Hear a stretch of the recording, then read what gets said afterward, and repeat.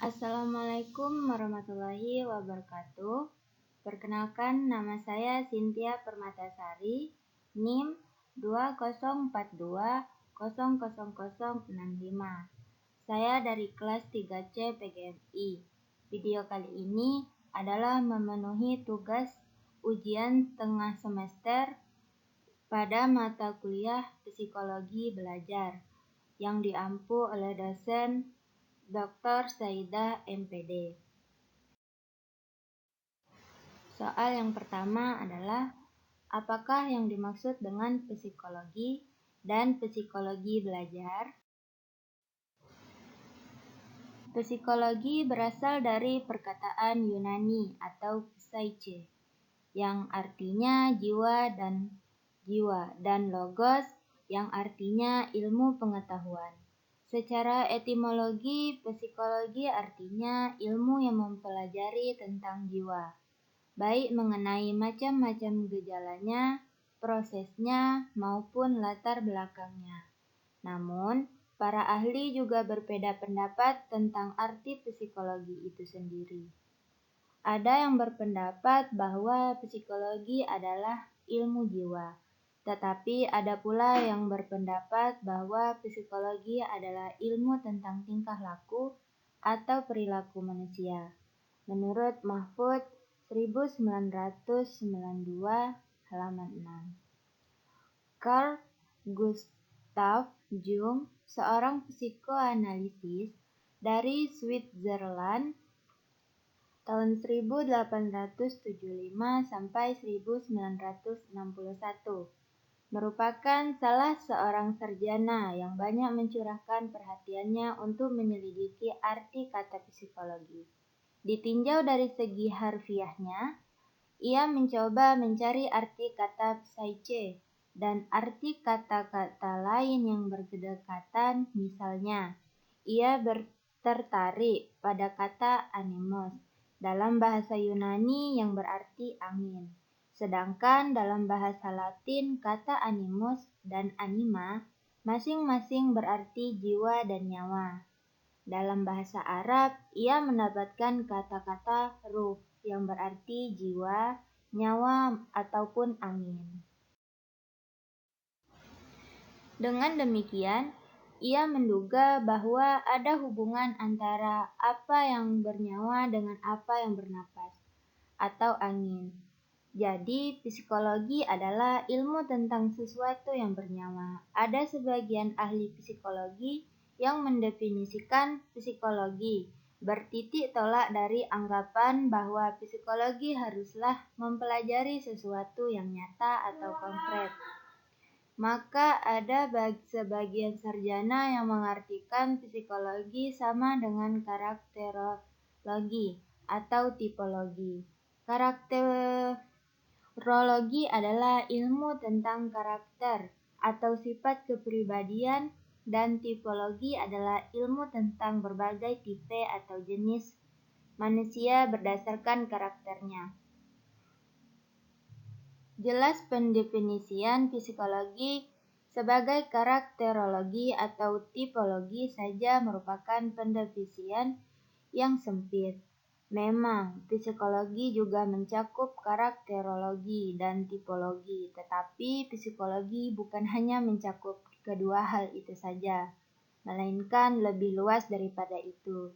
1991 halaman 5-7. Menurut Lister, The Crow and Elite Crow, PH, dalam bukunya, yaitu Educational Psychology, menyatakan bahwa psikologi pendidikan ialah ilmu pengetahuan praktis yang berusaha untuk menerangkan belajar sesuai dengan prinsip-prinsip yang ditetapkan secara ilmiah dan fakta-fakta sekitar tingkah laku manusia. Menurut W.S. Winkel, dalam bukunya Psikologi Pendidikan dan Evaluasi Belajar, menyatakan bahwa psikologi pendidikan adalah salah satu cabang dari psikologi praktis yang mempelajari prasyarat-prasyarat atau fakta-fakta bagi belajar di sekolah berbagai jenis belajar dan fase-fase dalam semua proses belajar. Dalam hal ini, kajian psikologi pendidikan sama dengan psikologi belajar. Menurut James Draper, dalam Kamus Biologi, psikologi pendidikan atau educational psychology adalah cabang dari psikologi terapan atau applied psychology yang berkenaan dengan penerapan asas-asas dan penemuan psikologis problema pendidikan ke dalam bidang pendidikan. Menurut H. Carl Witherington dalam bukunya Educational Psychology, psikologi pendidikan adalah suatu studi tentang proses-proses yang terjadi dalam pendidikan. Belajar dapat didefinisikan sebagai aktivitas yang dilakukan individu secara sadar untuk mendapatkan sejumlah kesan dari apa yang telah dipelajari, sebagai hasil dari interaksinya dengan lingkungan sekitarnya. Aktivitas di sini dipahami sebagai serangkaian kegiatan jiwa raga, psikofisik, menuju ke perkembangan pribadi individu seutuhnya yang menyangkut unsur cipta atau kognitif, rasa atau efektif, dan karsa atau psikomotorik. Tahun 2002, halaman 2. Dari uraian di atas dapat kita simpulkan bahwa psikologi belajar adalah ilmu pengetahuan yang berusaha mempelajari, menganalisis prinsip-prinsip perilaku manusia dalam proses belajar dan pembelajaran. Sumber ini dari jurnal Nurjan S. tahun 2016, Psikologi Belajar. Adapun soal yang kedua, apakah manfaat mempelajari psikologi belajar? Metode apa saja yang dapat diterapkan pada psikologi belajar? Jawabannya adalah manfaat mempelajari psikologi belajar.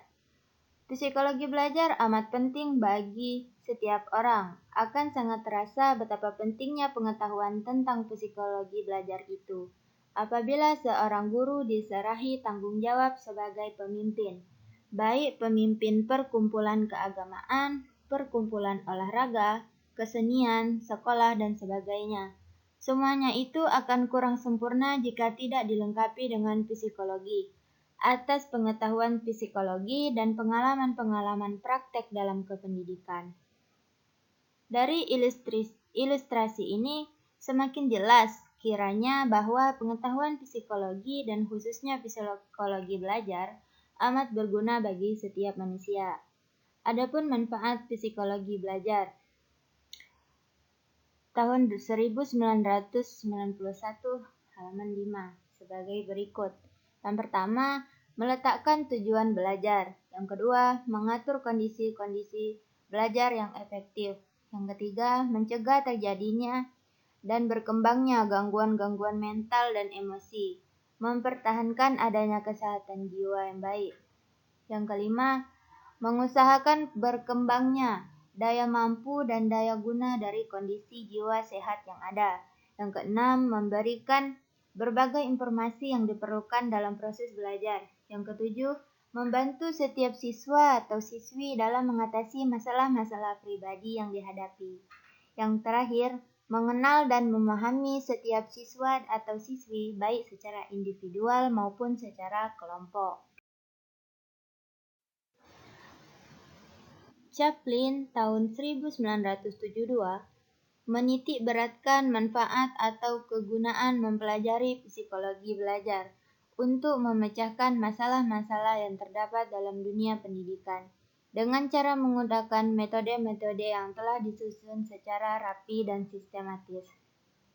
Kemudian, Lindgren tahun 1985 berpendapat bahwa manfaat mempelajari psikologi belajar ialah untuk membantu para guru dalam mengembangkan pemahaman yang lebih baik mengenai proses pembelajaran. Secara umum, manfaat dan kegunaan psikologi belajar menurut Muhyiddin Shah tahun 2013 3, halaman 18, bahwa psikologi belajar merupakan alat bantu yang penting bagi penyelenggara pembelajaran untuk mencapai tujuan pembelajaran. Psikologi belajar dapat dijadikan landasan berpikir dan bertindak bagi guru, konselor, dan juga tenaga profesional kependidikan lainnya dalam mengelola proses pembelajaran. Adapun metodenya, yang pertama metode eksperimental. Nah, yang dimaksud dengan metode eksperimental atau eksperimen merupakan sebuah pengamatan yang nantinya akan dilakukan dengan teliti, terutama terhadap gejala-gejala jiwa yang memang ditimbulkan secara sengaja. Selain itu, untuk contoh tentang metode eksperimental ini, yaitu untuk mendapatkan dan mengetahui sifat-sifat umum yang berasal dari gejala kejiwaan. Hal ini bisa meliputi kemauan, pikiran, ingatan, perasaan, hingga lainnya.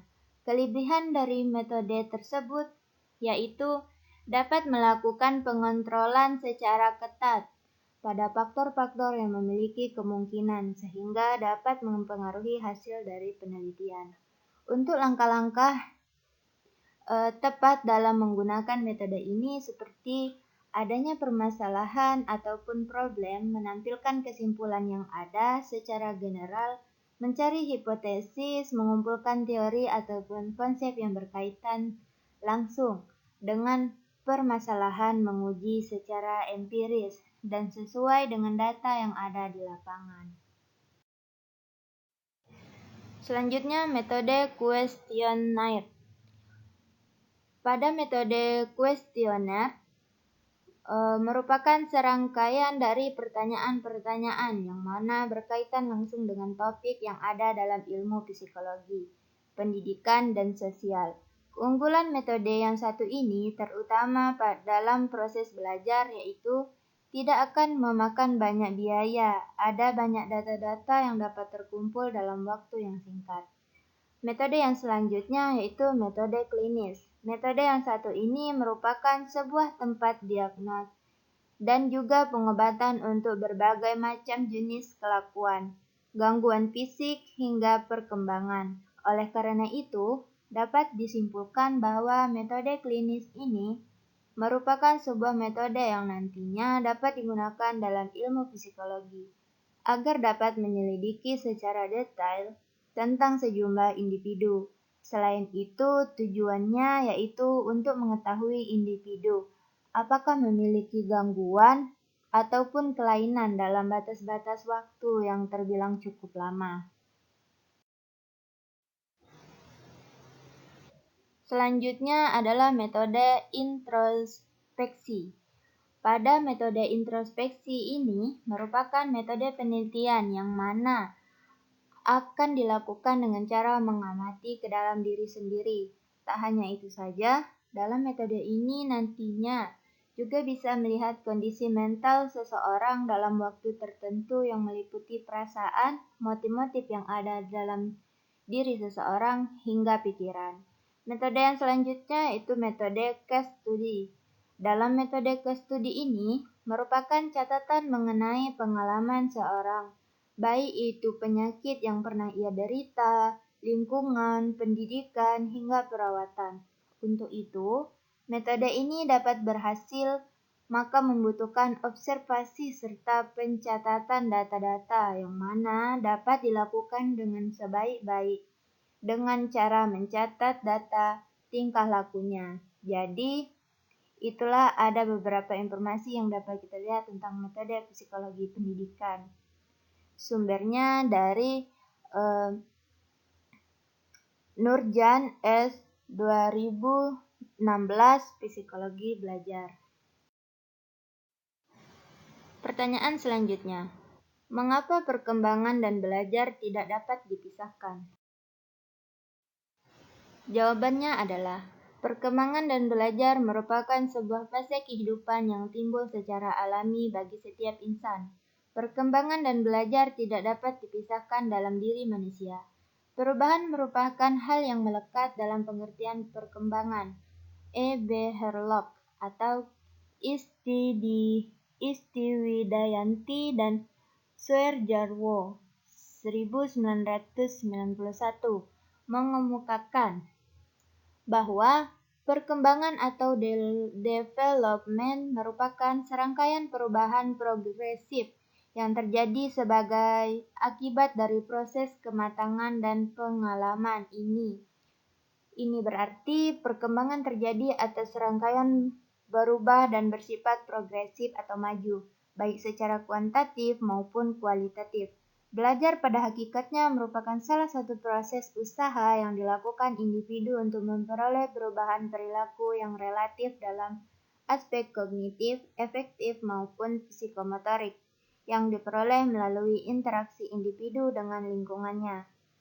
Perubahan perilaku sebagai hasil belajar terjadi secara sadar, bersifat kontinu, relatif menetap, dan mempunyai tujuan terarah pada kemajuan yang progresif. Seiring berjalannya waktu, maka perkembangan akan terus terjadi hingga akhir hayat karena sifatnya terjadi secara terus-menerus. Perkembangan adalah dampak dari kegiatan belajar manusia, apakah dari pengalaman maupun kematangannya. Karena perkembangan dan belajar sama-sama saling berkaitan, karena itu perkembangan dan belajar tidak dapat dipisahkan. Pertanyaan selanjutnya, apa pengertian belajar dan ciri-cirinya? Nah, jawabannya, belajar merupakan tindakan dan perilaku yang akan dilakukan sepanjang hayat atau sekurang-kurangnya ia terus akan belajar, walaupun sudah lulus sekolah. Belajar dilakukan oleh seorang siswa dan guru sebagai pendidik. Kegiatan belajar juga berupa perkembangan mental yang didorong oleh pembelajar. Dengan kata lain, belajar ada kaitannya dengan usaha yang dilakukan siswa untuk menambah pengetahuan dan perkembangan mental dan akan menghasilkan hasil belajar yang baik, dan siswa akan memperoleh kemandirian. Proses belajar terjadi karena siswa memperoleh sesuatu yang ada di lingkungan sekitar. Lingkungan yang dipelajari siswa berupa keadaan yang ada di lingkungan sekitar dan dijadikan bahan belajar. Tindakan belajar tersebut tampak sebagai perilaku belajar dari luar. Selanjutnya, metode kuesioner. Pada metode kuesioner, merupakan serangkaian dari pertanyaan-pertanyaan yang mana berkaitan langsung dengan topik yang ada dalam ilmu psikologi, pendidikan, dan sosial. Keunggulan metode yang satu ini terutama dalam proses belajar yaitu tidak akan memakan banyak biaya, ada banyak data-data yang dapat terkumpul dalam waktu yang singkat. Metode yang selanjutnya yaitu metode klinis. Metode yang satu ini merupakan sebuah tempat diagnos dan juga pengobatan untuk berbagai macam jenis kelakuan, gangguan fisik hingga perkembangan. Oleh karena itu, dapat disimpulkan bahwa metode klinis ini merupakan sebuah metode yang nantinya dapat digunakan dalam ilmu psikologi agar dapat menyelidiki secara detail tentang sejumlah individu. Selain itu, tujuannya yaitu untuk mengetahui individu apakah memiliki gangguan ataupun kelainan dalam batas-batas waktu yang terbilang cukup lama.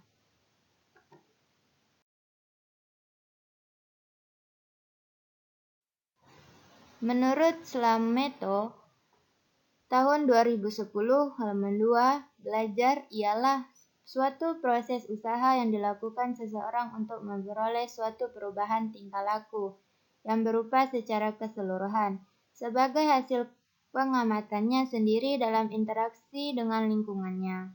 Manusia sebagai suatu organisme yang berkembang dan bersedia mempelajari sesuatu yang tidak hanya ditentukan oleh kematangan jiwa batinnya tetapi juga dikembangkan karena lingkungan dan pengalaman. Berdasarkan beberapa pendapat di atas, dapat kita simpulkan bahwa belajar suatu proses perubahan tingkah laku berupa kecakapan, sikap, kebiasaan, dan kepandaian, atau peristiwa sehari-hari di sekolah menuju terbentuknya kepribadian seutuhnya.